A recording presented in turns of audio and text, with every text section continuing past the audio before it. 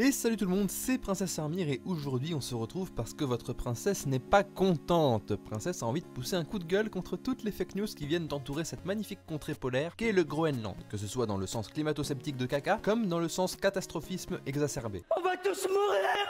Avant de commencer, je tiens à préciser que j'ai écrit cette vidéo très rapidement à l'aide de mes connaissances, mais qu'elle ne décrit pas avec précision les phénomènes dont il sera question, elle vous montrera juste que les mécanismes climatiques sont bien plus complexes que ce que l'on vous vend.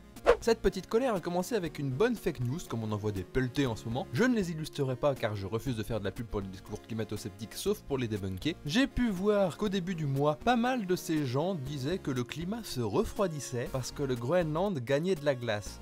Mais mon bon monsieur, c'est un bon raccourci que tu fais là, dis donc. Alors, on va commencer par étudier le problème en précisant ton affirmation, le Groenland gagne de la glace. Peut-être, mais quand? Non, parce que dans l'imaginaire collectif, la fonte des glaces et des glaciers a tendance à être une courbe comme ça, toute droite. Sauf qu'en réalité, il s'agit d'une courbe qui ressemble plus à ça, parce qu'au Groenland, surprise, il y a des saisons. Waouh, la découverte! Bah ouais, mais en hiver, la masse totale de l'inland sea du Groenland augmente, puisque comme les températures sont en général négatives partout, bah il peut pas tellement fondre. Or, faire un article en avril en disant « Regardez, le Groenland a gagné de la glace ces 6 derniers mois, donc le climat se refroidit », c'est se servir d'une vérité pour vendre un mensonge. D'habitude, vous confondez météo et climat, là vous confondez saison et climat, c'est pas nouveau, vous pourriez quand même trouver autre chose, et vous renouveler un peu dans vos arguments fallacieux. Et puis dans le Groenland gagne de la glace, peut-être, mais où? Bah ouais, le Groenland c'est une contrée danoise assez vaste quand même. Oui, le Groenland, c'est danois. Enfin c'est un peu plus compliqué que ça, mais ça dépend quand même plus ou moins de cette énorme puissance transcontinentale qu'est le Danemark. Là aussi, dans l'imaginaire collectif, la fonte des glaces est homogène sur tout le territoire. Bah non, les zones centrales du Groenland restent assez froides, donc ont tendance à toujours gagner de la glace. Ce sont plutôt les extrémités plus proches de la mer qui ont tendance à en perdre. Mais la glace du Groenland n'est pas fixe non plus. En réalité, elle s'étale sur son propre poids. Le centre a tendance à venir s'écouler sur les côtés en formant des glaciers qui empruntent des vallées avant de venir fondre dans la mer. C'est exactement comme si vous démouliez un flambi qui n'est pas cuit. Toute la masse du centre va s'étaler sur les côtés.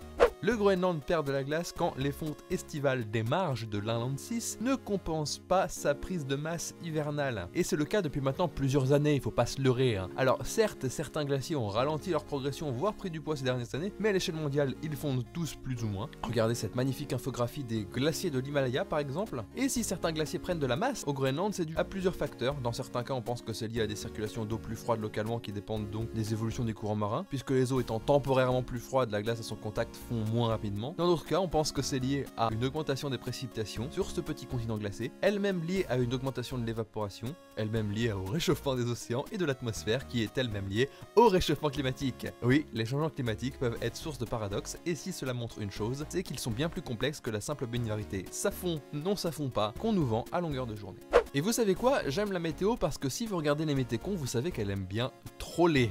Et là, le troll de la météo est magistral puisque quelques jours après la circulation de cette fake news vendue par des arguments fallacieux, une grosse anomalie thermique s'est positionnée au-dessus du Groenland et a constitué l'un des épisodes de forte fonte la plus précoce de sa calotte glaciaire. Beaucoup d'articles en ont parlé, mais beaucoup d'articles en ont mal parlé. En effet, ce jour-là, le Groenland a effectivement perdu 2 km3 de glace. Ce qui est énorme. Je ne sais pas si vous arrivez à vous représenter 2 gros cubes de glace d'1 kilomètre de côté, ni même ce que pèse 2 milliards de mètres cubes de glace. Légèrement moins que 2 milliards de tonnes, puisque la glace est un peu moins dense que l'eau, mais voilà, on peut qualifier ça d'énormissime. Mais vous savez ce qui est énormissime, c'est que la plupart des journaux français ont vendu ça comme étant une perte représentant 40% du volume total du Groenland en 24 heures. Eh bien, c'est totalement faux.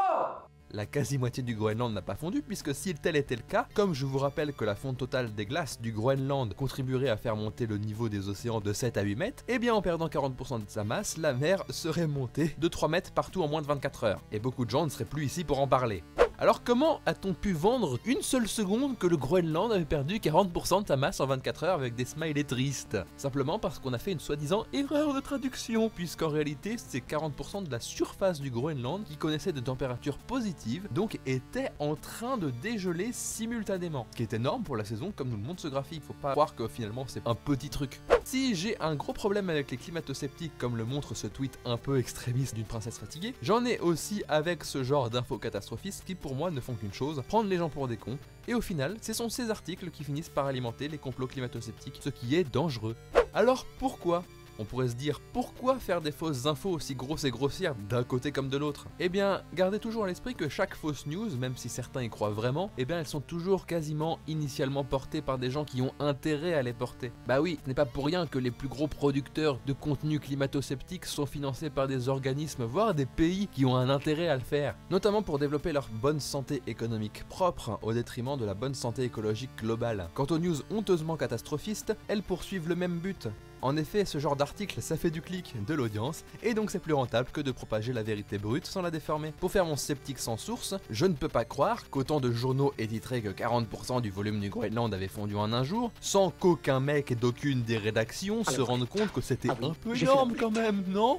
Bref, quand vous regardez une vidéo sur internet, ou une info toute conne sur internet, vérifiez la source, vérifiez d'où elle émane et demandez-vous quel est le but de la médiatisation que cette information poursuit. Dans la majorité des cas, c'est excessivement difficile de remonter à la source tellement ce genre d'infox se répandent vite. D'ailleurs, avant de terminer cette vidéo, je vais être totalement transparente. Si moi je fais ce genre de vidéo, c'est parce que c'est une problématique qui me tient à cœur et que ça m'emmerde de pas pouvoir agir plus fortement contre le réchauffement climatique, qui, je le rappelle, existe. Du coup, cette petite vidéo, comme une grande partie des émoticôns, sont un peu comme ma petite pierre à l'édifice, et si vous voulez que cette pierre pèse un peu plus lourd dans la balance de la lutte contre le changement climatique, il vous suffit de soutenir cette vidéo en la partageant, c'est le plus important, en laissant des likes, des commentaires aussi, puisque plus on en parle, plus on est conscient du problème. Bref, abonne-toi si ça te fait plaisir. Votre princesse vous souhaite une bonne cuisson à feu doux en prévision de la canicule que nous allons subir cette semaine. À la prochaine, et que le pouvoir de la jupe soit avec vous. Bye.